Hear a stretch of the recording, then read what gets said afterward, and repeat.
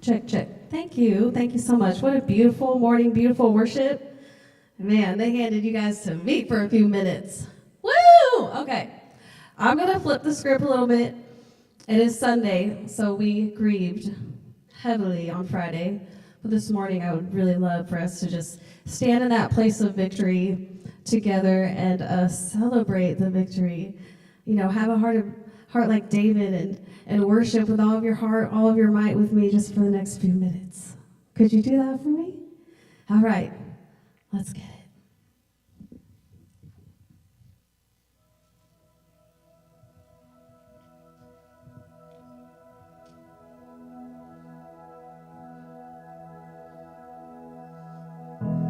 There was a moment when the lights went out,